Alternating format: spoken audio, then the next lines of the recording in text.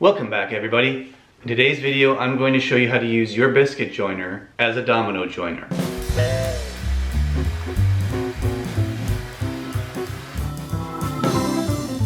Now, biscuit joiners are considered loose tenon joinery machines. They are used for a number of different applications. Some people will swear that you can use these to build cabinets, do some traditional joinery, all of which, if you own one, you will find out is not true. As I have mentioned before, biscuits are pretty brittle and flimsy, even if they're filled up with glue and they absorb the glue. They break very easily, and they're not really useful as loose tenons. If you're like me, you bought a biscuit joiner thinking that your life might get a little easier. I bought this Triton biscuit joiner about 8 years ago. At the time, I think it cost me around $300. A lot of different companies make biscuit joiners. Porter Cable makes a good one for a reasonable price. Ryobi makes one as well, and they are retailing for just over $100 in most cases, so you can get them a lot more reasonably priced nowadays. Often they are sold as plate joiners, is the term they use. The biscuit joiner comes with an adjustable fence, which we will not use in this case. The machine itself is pretty straightforward.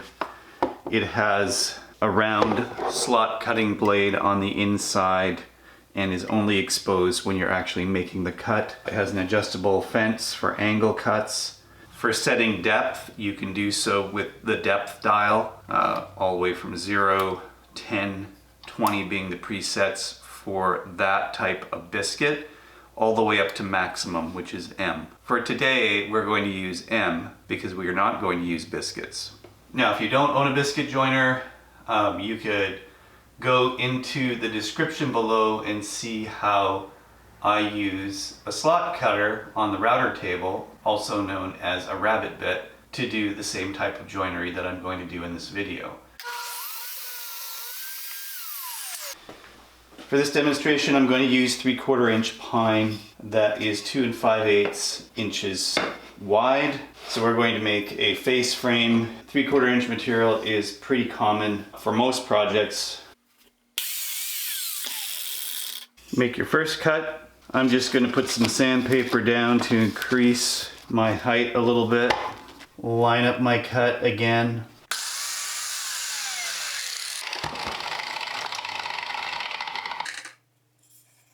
Flip it over. Line up the cut again.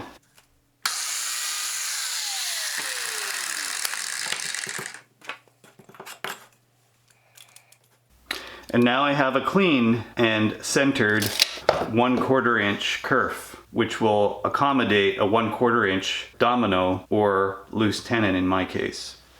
All I'm using here is a stack of sandpaper, 3 sheets of 120 grit. I could use the adjustable fence guide that comes with the biscuit joiner, but the one that comes with the Triton is not very good. I find it quicker and simpler to use something flat, like a stack of sandpaper or some thin door skin. This is probably too thick, but you get the idea. Something to lay down and make your second and third cut. Then you get the perfect rabbet and it's ready for joinery. Next, we're going to cut the end grain piece. For those of you who do not like to cut end grain on the router table, this is probably a better method for you. Once again, you're going to line up your cut just a little over 1/8 of an inch from the top edge.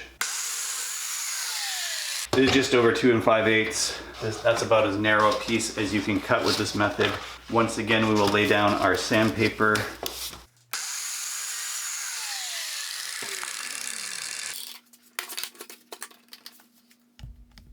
And you can see there's no safety issues with this. I can flip this over now and do the other side, put the sandpaper down again, do my final cut.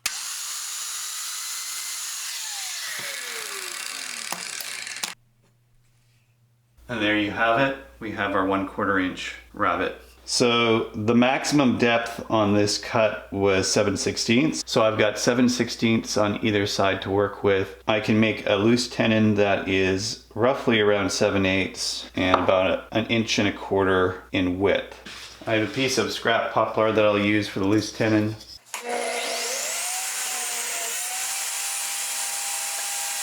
I'm going to cut the width of the tenon now to just under 1/4 inch.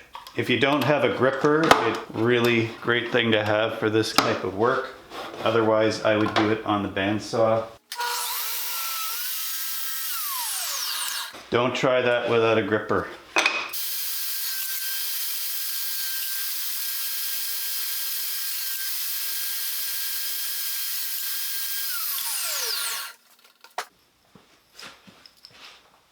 So now comes the moment of truth. I have my loose tenon. I'm going to insert it on the side piece, and then I'm going to put it in here.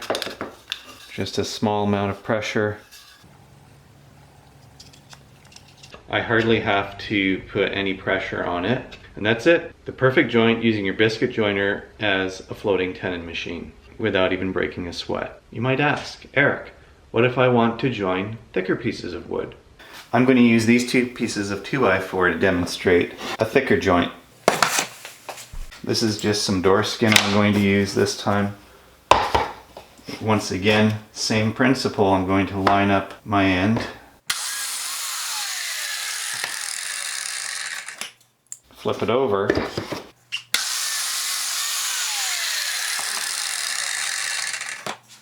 You can use different thicknesses of plywood. Right here you'll notice a mark on the side of your biscuit joiner. This indicates the center mark of where the blade is going to cut. You can check the side to line up your cut with your workpiece. So when you're looking at this, you can see exactly where the blade is going to enter the wood.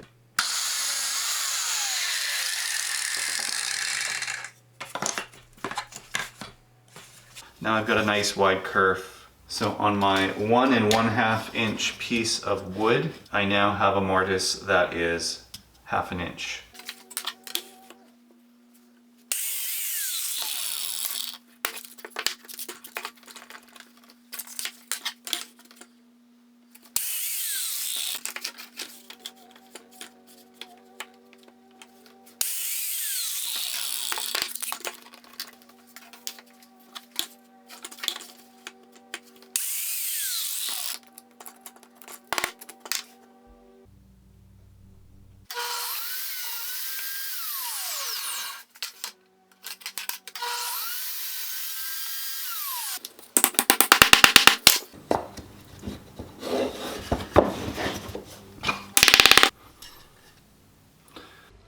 There we go, same joint with 2x4.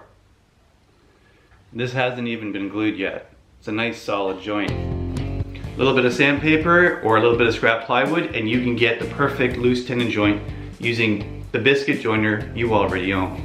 If you do not own a biscuit joiner, don't despair. I have plenty of other ways that you can do this. Check out the links in the description below. It is one of the safest joinery methods because the blade is never exposed, you never see it. You've got mortises that'll line up perfectly on adjoining pieces, which is exactly what you want. As always, I welcome your questions and comments in the comment section below. If you want to buy me a beer, head on over to my Patreon page over here. Please remember to like, share, and subscribe if you haven't done so already. There's a couple more videos on this side for you to watch. Until next time, thanks for watching and have a great day.